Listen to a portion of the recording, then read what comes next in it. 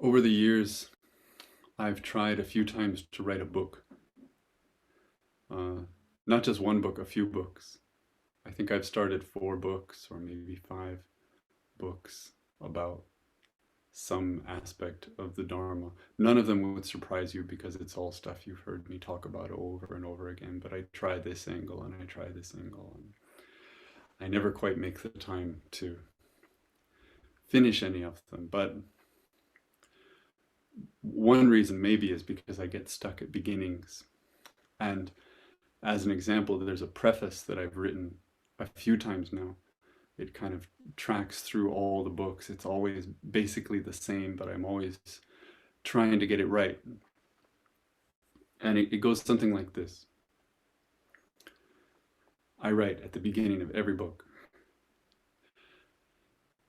in this book, I'm going to say the word Buddhism a lot. And I'll say that Buddhism says this, or Buddhist teachings say this, or at the heart of Buddhist practice, there's this. But actually, Buddhism is really, really huge. And I don't know all of it. And I haven't been exposed to that much of it, really. So when I say Buddhism, you need to read it as maybe Zen, because Zen is what I'm more familiar with. So maybe when I say Buddhism says this, I really kind of mean Zen says this. But the fact is that Zen is really huge. It's a huge tradition with lots of different approaches. So when I say Zen, I really mean Sotobozen. That's the tradition in which I was trained. But when I say Sotobozen, I don't mean every version of Sotobozen.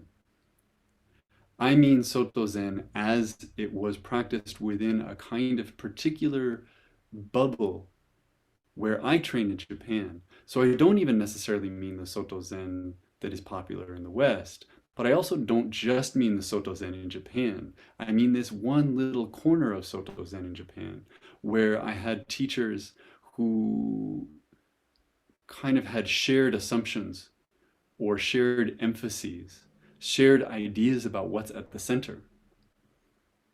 That's what I really mean. But I should acknowledge that when I say that, I didn't really understand everything they taught me. Surely. And some of it I didn't agree with. And the parts that I disagree with,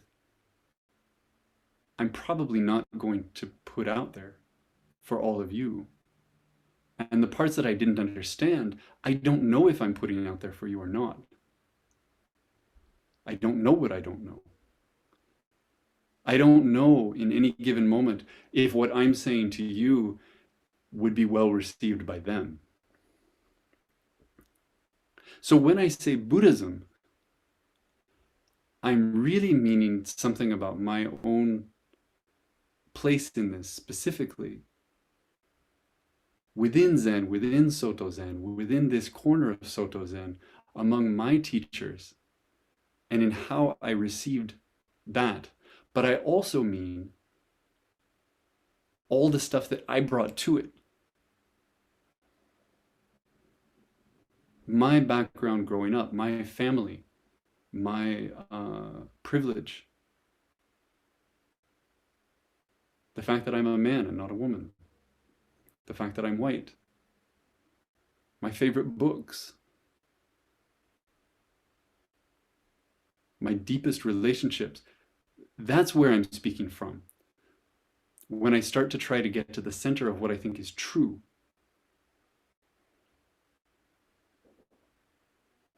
And I'm calling it Buddhism, and I'm calling it the Dharma. But really, When I say those words, what I'm saying is, I'm trying not to lie to you, and I'm trying not to lie to myself. Beyond that, the use of this language is kind of fuzzy, maybe kind of cavalier.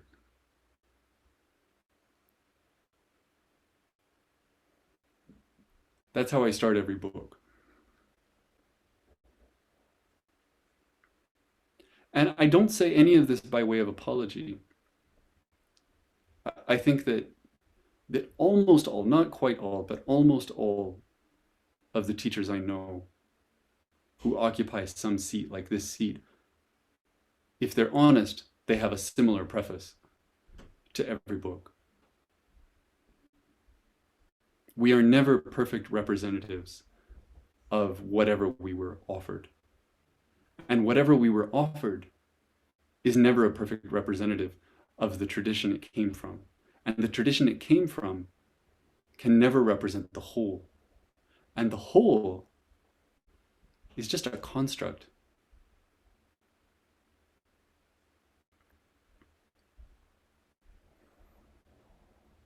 Someone pointed out to me, and I really appreciated it, that sometimes the way that I speak falls into a kind of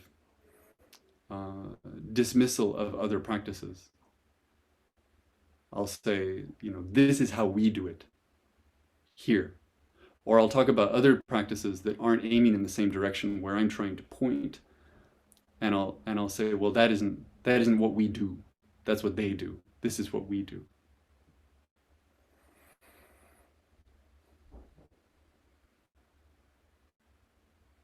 And I don't mean to say that. Which is why I'm saying this today. I hope nothing I just said is new, but in case it is, or in case we all needed a reminder,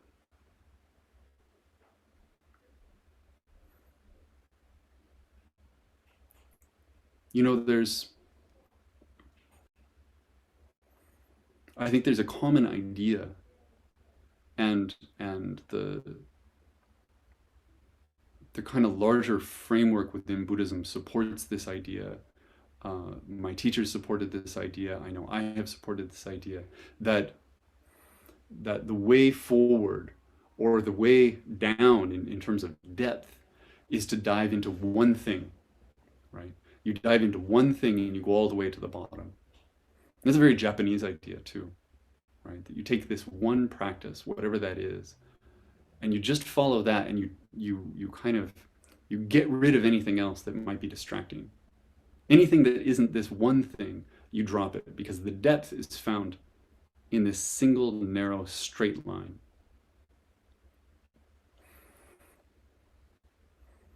It's not that that's not true, but that the boundaries we put up are false.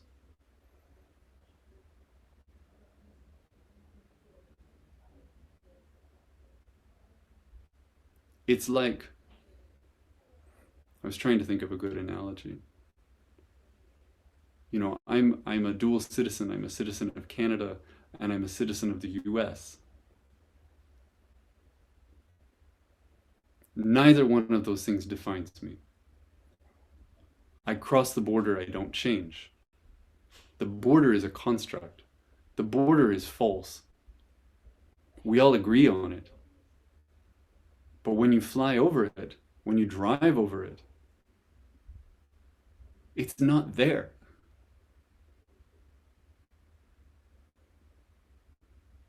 So if you take up some element of what I'm calling this practice, and then you take up some element of what someone else calls another practice, you have to decide what that relationship is. But the fact that one calls itself this and one calls itself this doesn't make that it doesn't create a gap.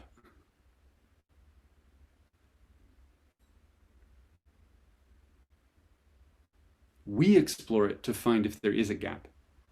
We explore it to see if one supports the other, or if one seems to dampen the other. And if it's the former, maybe we take it up. And if it's the latter, we say, well, these don't seem compatible. Maybe I should choose one.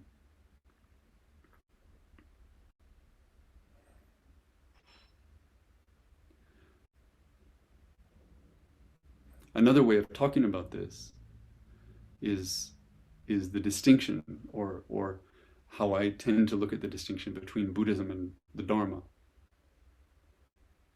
And again, I'm not doing a good job with analogies today, but this is the one I came up with. If we imagine a swimming pool, Buddhism is something that supports the Dharma. That's what Buddhism does. Buddhism isn't the thing. Right? Buddhism will not save you. Buddhism is lists. Buddhism is words. Buddhism is ideas. So I come to this idea of a swimming pool, where the swimming pool, the tiles, the shape like this in the ground, the thing that holds the water so that it won't leak, that's Buddhism. But the thing that we swim in, the thing that makes us wet, the thing that gives us the opportunity to go from up here to down there, that's the Dharma. We shouldn't confuse these two.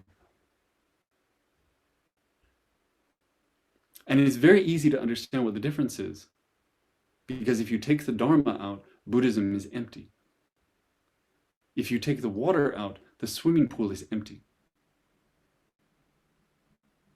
It's hardly even a swimming pool.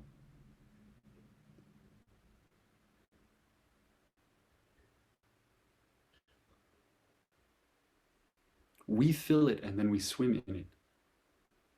That's what makes it alive. That's how it manifests a function. But a swimming pool without water is just, it's just a hole.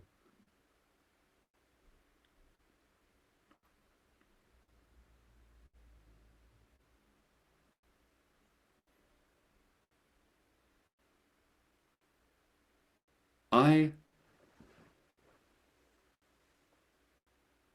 am on a path that is always changing. I think about the things that I used to talk about 10 years ago, 15 years ago in talks, in Dharma talks. And it's not that I disagree with the things I was saying, but the passion I felt for this or the passion I felt for that is so different today. The center moves, and it will continue to move. And part of what happens in a community like this is that you watch me moving. Right? My spiritual path, my spiritual struggles, my spiritual joy is on display. And you get to track it in real time. You say, oh, now he's excited about this. Now he's excited about this. And I, all the while, keep saying this. I keep saying, this is Buddhism, this is Buddhism, this is the Dharma, this is Zen. It's shorthand. I don't mean for it to be deceptive, but it could be. It could be if I don't point it out. But I also recognize that all of you are doing the same thing. And to a certain degree, sometimes it will track with me. Maybe because we're going through similar experiences, or maybe because we're practicing together. And in some cases, it won't. And while I'm going this way, you'll be going this way. And that tension will either feel fruitful and alive and a thing to be curious about, or it'll start to feel like friction. It might start to feel like we're walking two different paths. In which case, my task is not to reel you in and get you back in the right direction. My task is simply to encourage you to be honest. completely honest about what you're doing and why.